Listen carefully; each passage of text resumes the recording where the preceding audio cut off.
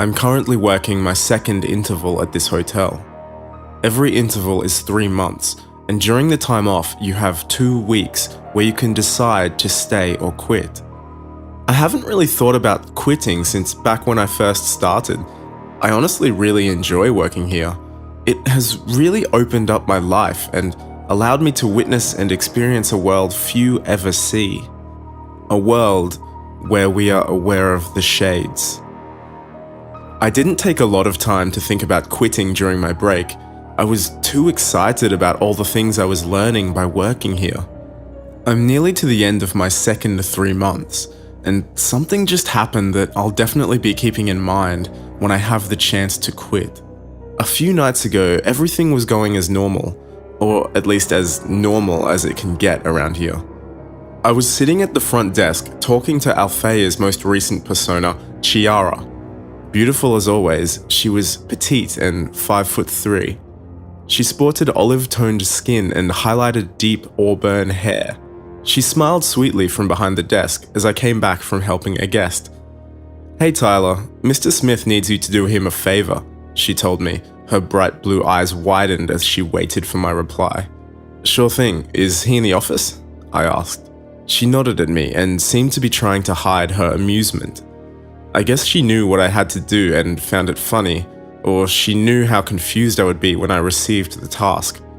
Either one would be exactly in her character. I tried to prepare myself so that Chiara couldn't laugh at me. If I just handled the job and got it done well enough, then she'd have no reason to chastise me when I returned. Mr. Smith did not seem impressed when I entered his office. He gestured for me to have a seat and began speaking after a sigh. "I'm sorry to have to ask you, Mr. Stevens, but all of our other employees are tied up, and with a guest we have scheduled to arrive this evening, HylianFae must remain at the front desk." "All right," I replied hesitantly. "What do you need me to do?" "There is a delivery for the hotel that needs to be picked up. You will drive there in one of our hotel vehicles, exchange vehicles at the delivery pickup location, and return the delivery to the hotel." He stared at me as though this was the most serious matter on earth. "I can do that," I told him. "There are some requirements. You cannot look in the delivery vehicle to see what you're carrying. You are not to unlock the back of the vehicle. And please, do not ask any questions about what you're collecting." I nodded, moderately concerned about what it could be that I was delivering. He told me what car to take and gave me the keys. The GPS was already set to show me the way to the pickup location. Chiara wiggled her fingers in a goodbye as I walked to the front desk to leave. She had a knowing smile on her face, but I didn't want to give her the satisfaction of admitting that I was freaking out on the inside. The car was plain and silver, the kind of car that you see absolutely everywhere. The drive towards the delivery was quiet and dark. I had nothing but time to think on the hour-and-a-half long drive. I could be picking up guests, I could be picking up raw meat or large dead animals, I could be picking up corpses. I panicked the entire way there. I had no desire to find out what the consequence would be if I were to peek at what I was delivering. Arriving at the location of the switch brought me to a small dirt road in a dark, wooded area. Suffice to say, this did nothing to ease my worried mind. 2 suited men exited the U-Haul truck that was parked there. As I stood outside in the cold, one of them instructed me to drive as I would normally so that I would not be pulled over. They got in the hotel car and left. It took me a few moments to clear my head and remind myself to ignore whatever it was I had to deliver. I steeled myself for the journey ahead as I got in the driver's seat and noticed that the GPS in the truck already had the destination set for me. This is a simple task. They've made it so easy for you.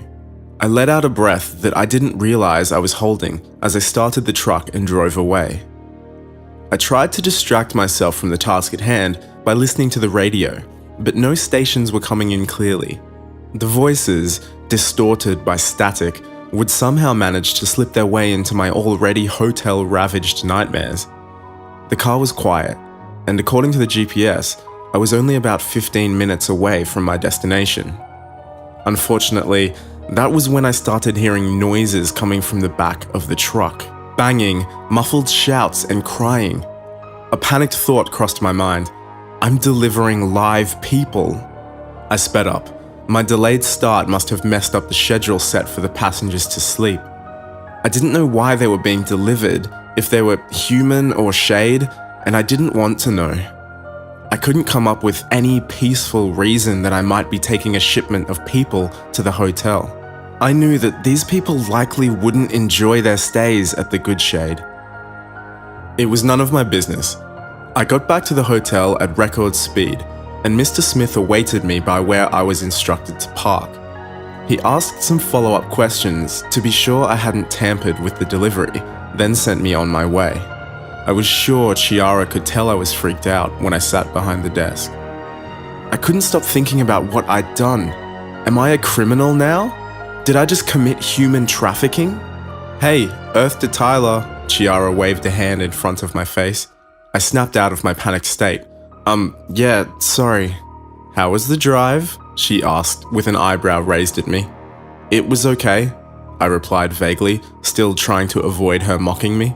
Great, she smiled widely. An incoming guest has requested a human bring the bedding to the room prior to arrival. I nodded and she gave me the room key and directions. Room is U1254 and the requested bedding is located on the storage floor, U1. Take the second elevator. Don't be too long. I hoped a simple walk to place some bedding for a guest might calm me down, but Chiara had an odd look on her face when she gave me this task. She knew something I didn't know, as usual. I used the card to get down to the underground storage floor, a place I had never been previously. The floor looked just as nice as any of the ones that actually housed guests. It was clean, well lit, and looked like a regular floor overall. The one major difference to this floor was the set of doors to the left of the elevators. This led to the basement laundry room and linen storage. I grabbed a small cart to place the bedding in and loaded everything I could possibly need to make the guest's bed. As I was leaving the room, I noticed a group of people coming out of the storage elevator located at the back of the hotel. I recognized several hotel employees who seemed to be escorting these people into different rooms on the storage floor.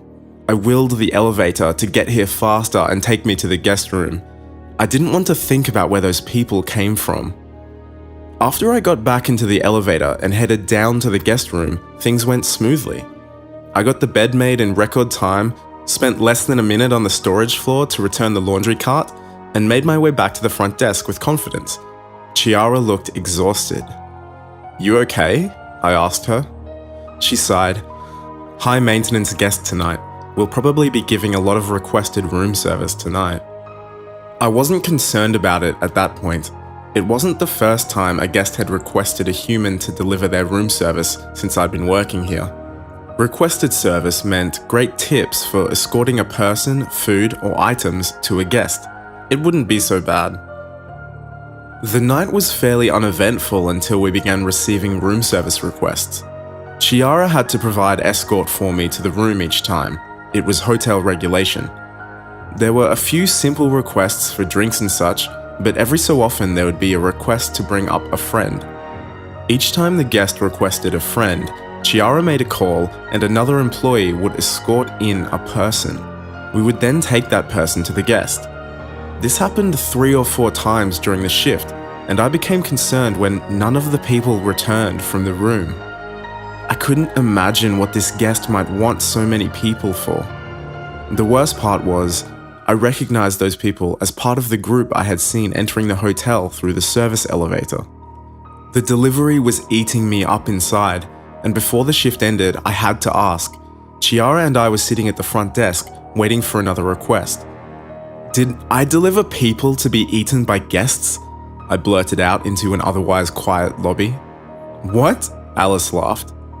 Obviously you're aware that you did deliver people, but not specifically to be eaten. I stared at her. She was acting as if this should be obvious to me. She rolled her eyes. They either owe something or have done something and are being brought in for the hotel to take care of.